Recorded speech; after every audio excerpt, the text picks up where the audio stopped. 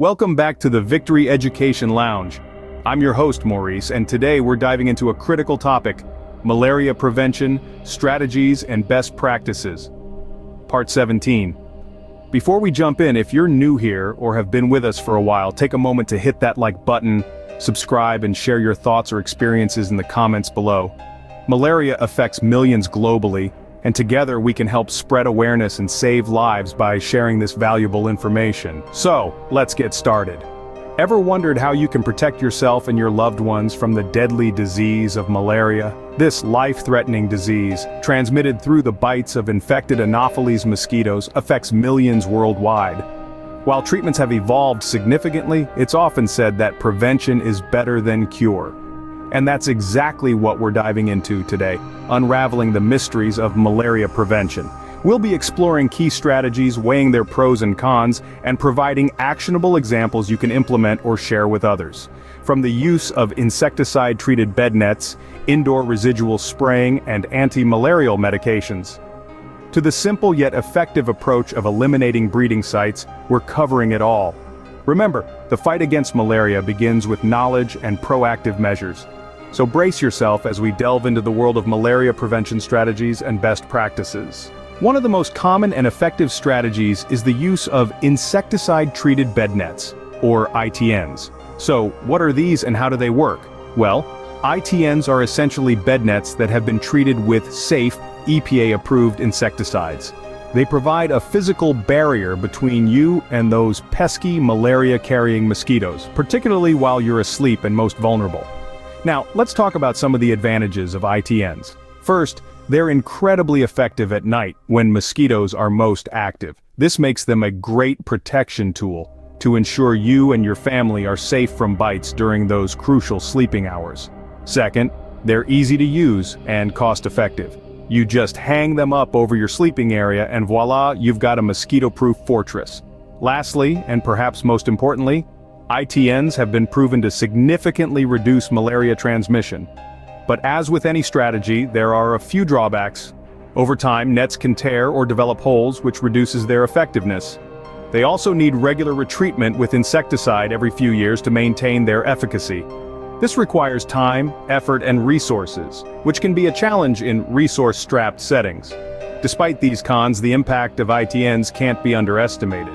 For example, in areas of sub-Saharan Africa, where malaria is a major public health concern, ITNs have been a game-changer. They've been credited with reducing malaria cases by up to half. That's a huge win in the fight against this deadly disease. As you can see, ITNs can be an effective tool in the fight against malaria if used and maintained properly. They offer a simple and cost-effective solution to keep you and your loved ones safe from the bites of malaria-infected mosquitoes. But remember, they're just one part of a comprehensive strategy. Stay tuned as we explore other effective methods in our ongoing series on malaria prevention. Until then, stay informed, stay safe, and keep fighting the good fight against malaria.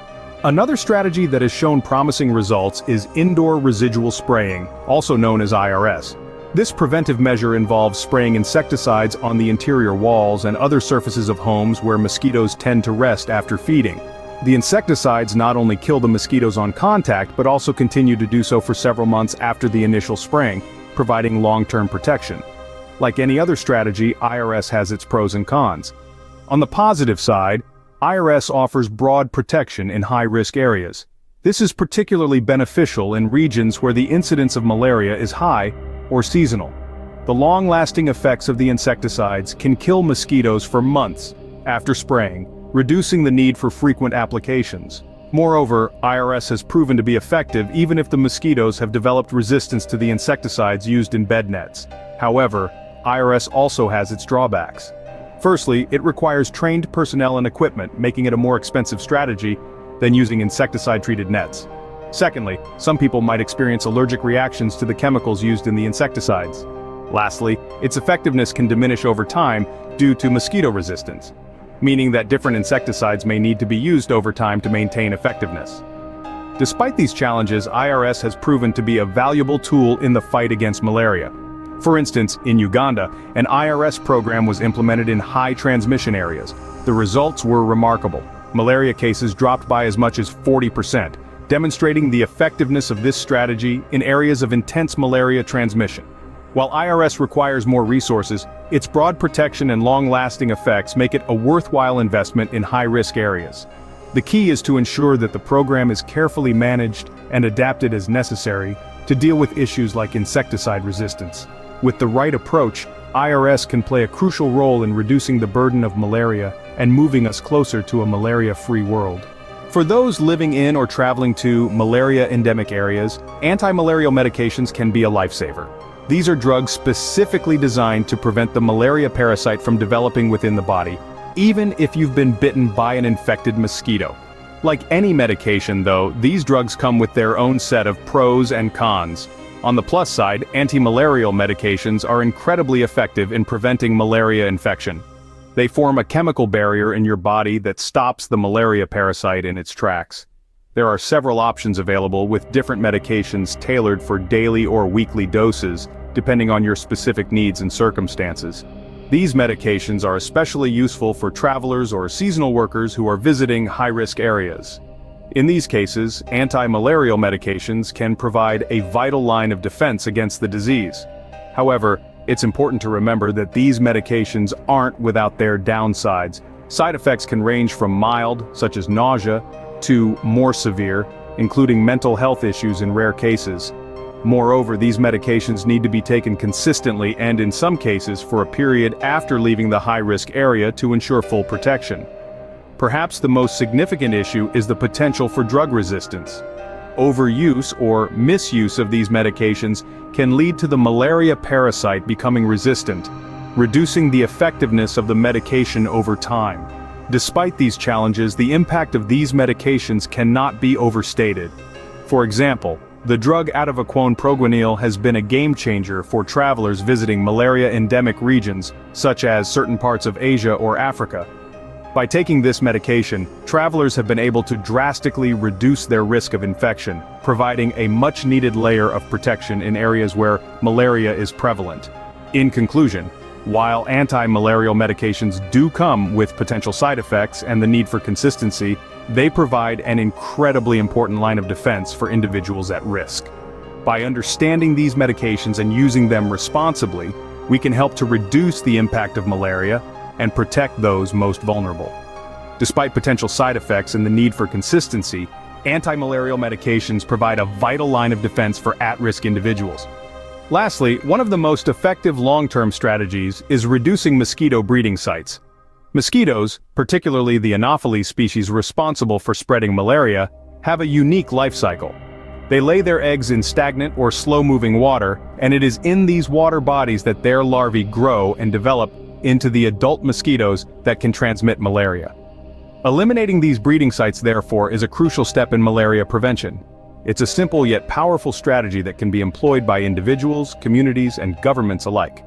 This can be as straightforward as regularly emptying out containers that collect water, such as buckets, flower pots, or tires, especially after a rainfall. Larger bodies of water, like ponds or swamps, can be managed through environmental modification, like introducing fish that feed on mosquito larvae, or through the application of larvicides. Now you might be wondering, just how effective can this strategy be? Well, let's consider an example. In the city of Dar es Salaam in Tanzania, a community-led initiative to eliminate mosquito breeding sites was implemented. The residents were educated about the importance of managing stagnant water and were encouraged to take action. As a result, the city saw a significant reduction in the density of mosquito larvae in standing water bodies and a corresponding decrease in malaria transmission. This goes to show the power of community involvement in malaria prevention. When we all take responsibility for managing our environment, we can make a substantial difference in the fight against this disease. It's not just about protecting ourselves individually, it's about safeguarding our communities and ultimately our world. By eliminating breeding sites, we can tackle the malaria problem at its source, reducing the mosquito population and, in turn, the spread of malaria. As we wrap up today's discussion on malaria prevention strategies, it's evident that a multi-pronged approach is the most effective. From insecticide-treated bed nets providing a physical barrier against mosquitoes, to indoor residual spraying, reducing mosquito populations inside homes, each method has its strengths and challenges. We also discussed the protective barrier offered by antimalarial medications, particularly for those living in or traveling to high-risk areas, and the simple yet impactful strategy of eliminating mosquito breeding sites. Each of these methods, alone or in combination, can significantly reduce the risk of malaria infection. It's clear that knowledge, proactive measures, and a community-focused approach are our best defenses against this deadly disease. Remember, the fight against malaria starts with us. Stay informed, stay safe, and let's continue to work together to eradicate this deadly disease. Before we wrap up, I want to emphasize that while we've covered a lot of ground today, there's still so much to learn about malaria. This video is just another step on our journey to understand and combat this disease. In the coming weeks, we'll continue to dive deeper into each aspect of malaria, from its life cycle to the latest research and vaccine development. If you're passionate about making a difference, I invite you to support the fight against malaria by visiting United to Beat Malaria. You'll find the link in the description below. Together we can help save lives and create a healthier world. Every contribution, no matter how small, brings us one step closer to a world free from malaria. Remember to like, subscribe, and share your thoughts in the comments. Together we can unveil the truths about malaria and join the battle to end this global menace. Disclaimer: the information provided in this video is for educational and entertainment purposes only. Any health-related decisions should be discussed with a licensed physician. Always seek the advice of your doctor or other qualified health provider with any questions you may have regarding a medical condition.